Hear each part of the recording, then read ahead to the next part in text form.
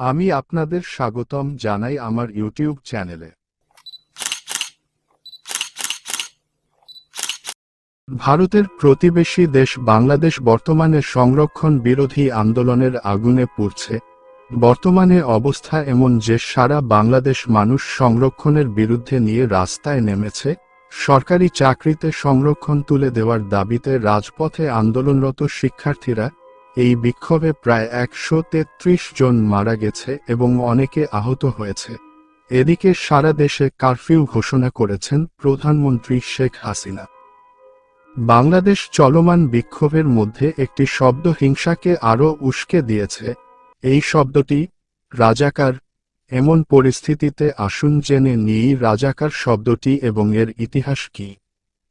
আপনাকে বলে রাখি যে বাংলাদেশ বিক্ষোভ ও হিংসার মূল কারণ হল সরকারি চাকরিতে সংরক্ষণ। এখানে দুই গোষ্ঠী বিক্ষোভ করছে।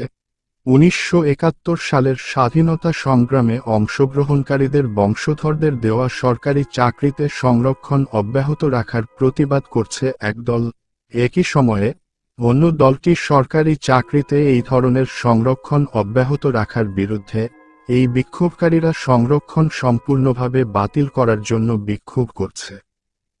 বাংলাদেশ স্বাধীনতা সংগ্রামে অংশ নেওয়া ব্যক্তিদের বংশধরদের সরকারি চাকরিতে 30% সংরক্ষণের বিধান রয়েছে এবং মহিলাদের জন্য 10% সংরক্ষণ রাখা হয়েছে। একই সময়ে জেলা কোটার অধীনে পিছিয়ে থাকা জেলাগুলিতে বসবাসকারীদের জন্য 10% সংরক্ষণ পাওয়া যায়। ধর্মের ভিত্তিতে সংখ্যালঘুদের জন্য 5% এবং প্রতিবন্ধীদের জন্য 1% সংরক্ষণের বিধান রয়েছে। 2018 সালে বাংলাদেশ ভয়াবহ বিক্ষোভ হয়েছিল, যার পরে শেখ হাসিনা সরকার উচ্চ শ্রেণীর চাকরিতে সংরক্ষণ ব্যবস্থা বাতিল করে। তারপর থেকেই সংরক্ষণ নিয়ে দেশটিতে লাগাতার বিক্ষোভ চলছে। চলতি বছরের 5 জুন বাংলাদেশ হাইকোর্ট সংরক্ষণ সংক্রান্ত একটি আবেদনের ওপর রায় দিতে গিয়ে তা বাতিল করে দেয়।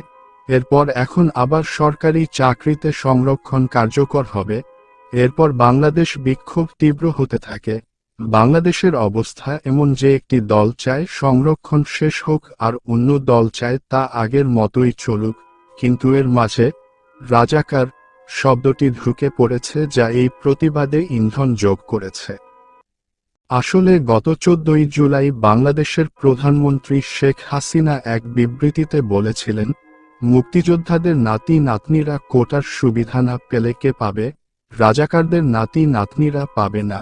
তার বক্তব্যের পর আন্দোলনরত শিক্ষার্থীরা তুই কে, আমি কে, রাজাকার রাজাকার স্লোগান দিতে থাকে। এরপরই দেশটিতে তুমুল বিতর্কের সৃষ্টি হয়। বিক্ষোভকারীরা একটি সরকারি টিভি স্টেশনে আগুন ধরিয়ে দেয়। এরপর রেল পরিষেবা বন্ধ করে দেয় সরকার। অনেক জায়গায় মোবাইল ইন্টারনেট বন্ধ করে দেওয়া হয়েছে এবং স্কুল কলেজও অনির্দিষ্টকালের জন্য বন্ধ করে দেওয়া হয়েছে। রাজাকাররা বাংলাদেশের স্বাধীনতা যুদ্ধের সময় পাকিস্তান সেনাবাহিনী কর্তৃক গঠিত একটি নৃশংস আধাসামরিক বাহিনী। 1971 সালে পাকিস্তান 3টি প্রধান মিলিশিয়া রাজাকার, আল বদর এবং আল শামস গঠন করে। এই 3টি মিলিশিয়া গ্রুপ বাংলাদেশ গণহত্যা চালিয়েছে এবং ধর্ষণ, নির্যাতন, হত্যা ইত্যাদি জঘন্য অপরাধ করেছে।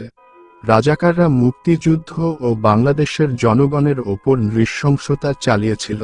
আজও এই শব্দটি বাংলাদেশে একটি অবমাননাকর শব্দ এবং এটি বিশ্বাসঘাতক ও অত্যাচারীদের জন্য ব্যবহৃত হয়। রাজাকার মানে স্বেচ্ছাসেবক বা সাহায্যকারী। রাজাকাররা পাকিস্তানি সেনাবাহিনীর জন্য গুপ্তচরবৃত্তির কাজ করেছিল। যদি আপনাদের আমার ভিডিওটি ভালো লাগে তাহলে লাইক করতে ভুলবেন না, শেয়ার করুন এবং আমার চ্যানেলটি সাবস্ক্রাইবও করুন।